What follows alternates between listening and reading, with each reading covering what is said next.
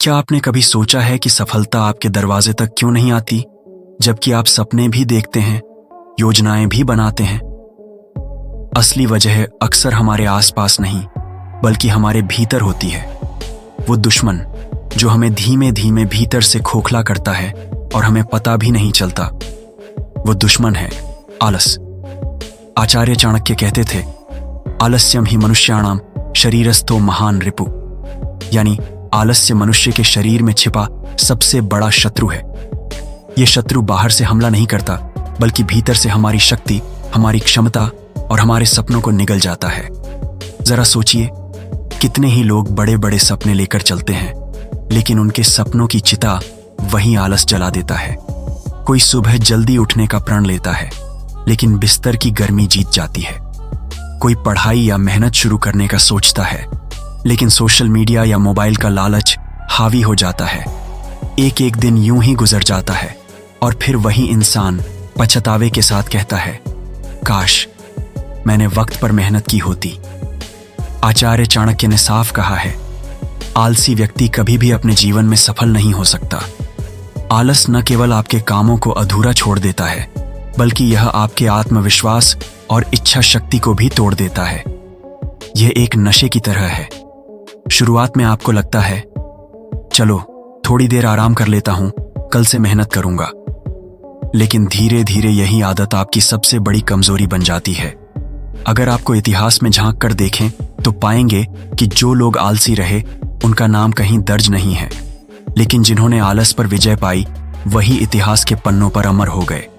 चंद्रगुप्त मौर्य अगर आलसी होते तो शायद वे कभी आचार्य चाणक्य के शिष्य नहीं बन पाते और भारत का विशाल साम्राज्य भी खड़ा न हो पाता। अब जरा आधुनिक उदाहरण लें। सोचिए, एक ही क्लास में दो छात्र हैं, दोनों की बुद्धि समान है, दोनों के पास समय समान है, लेकिन एक रोज मेहनत करता है, सुबह जल्दी उठकर पढ़ाई करता है, जबकि दूसरा सोचता है, अभी तो बहुत समय है, बाद में पढ़ लूंगा। परीक्षा के दिन आते हैं और मेहनती छात्र सफलता पाता है, जबकि आलसी छात्र बहाने ढूंढता है। यही फर्क है आलस और परिश्रम में। आचार्य चाणक्य का कहना है कि आलस केवल शरीर में नहीं, बल्कि मन में भी पैदा होता है। जब मन किसी काम को टालता है तो धीरे धीरे शरीर भी उसका साथी बन जाता है। यही कारण है कि टाल मटोल करने की आदत आलस का सबसे बड़ा रूप है, और सच कहें तो यह आदत इंसान के सपनों की हत्या कर देती है। अब सवाल है, आलस को हराएं कैसे? आचार्य चाणक्य का पहला सूत्र है, लक्ष्य स्पष्ट करो। जिस इंसान का लक्ष्य धुंधला होता है वह आलस का शिकार जल्दी होता है। जब आपको पता ही नहीं कि कहां जाना है तो आप चलने के लिए प्रेरित भी नहीं होंगे। लेकिन अगर लक्ष्य बिल्कुल साफ हो तो आपका मन और शरीर दोनों उसी दिशा में दौड़ेंगे। दूसरा उपाय है, समय की कीमत समझो। आलसी इंसान समय को बर्बाद करता है, लेकिन समझदार इंसान जानता है कि समय ही सबसे बड़ा धन है। आचार्य चाणक्य कहते थे, कालः सर्वस्य भक्षकः, यानी समय हर किसी को खा जाता है। अगर आप समय का सही उपयोग नहीं करेंगे तो समय आपको निगल जाएगा। तीसरा उपाय है अनुशासन। आलस को हराने का असली हथियार है अनुशासन। अगर आप रोज छोटे छोटे नियम बना लें, जैसे सुबह निश्चित समय पर उठना, रोज थोड़ा थोड़ा पढ़ना या काम करना, व्यर्थ के कामों में समय न गंवाना, तो आलस धीरे धीरे आपकी जिंदगी से बाहर हो जाएगा। और चौथा उपाय है संगति बदलो। अगर आप ऐसे लोगों के साथ रहते हैं जो हमेशा समय बर्बाद करते हैं, बेकार बातें करते हैं, तो धीरे धीरे आप भी वैसा ही करने लगेंगे। लेकिन अगर आप मेहनती, अनुशासित और सकारात्मक लोगों के साथ रहते हैं तो आलस आपके पास भी नहीं फटकेगा।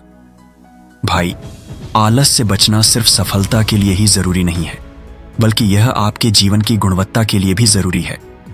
आलसी इंसान का शरीर भी कमजोर होता है और उसका मन भी बेचैन रहता है, जबकि मेहनती इंसान हमेशा ऊर्जावान, आत्मविश्वासी और शांत रहता है। तो आज ही अपने भीतर झांकिए और पहचानिए, कहीं आलस धीरे धीरे आपके सपनों को खा तो नहीं रहा? अगर हां, तो इसे तुरंत बाहर निकाल फेंकिए। याद रखिए, आलस जितना मीठा लगता है उतना ही जहरीला है, और परिश्रम जितना कठिन लगता है उतना ही अमृत समान है। दोस्तों, अगर आपको यह वीडियो पसंद आया हो तो इसे लाइक करें, अपने दोस्तों के साथ शेयर करें और चैनल को सब्सक्राइब करना न भूलें, क्योंकि आने वाले वीडियोस में हम और भी ऐसे ही रहस्य खोलेंगे जो आपके जीवन को बदल सकते हैं। याद रखिए, आलस का अंत ही सफलता की शुरुआत है।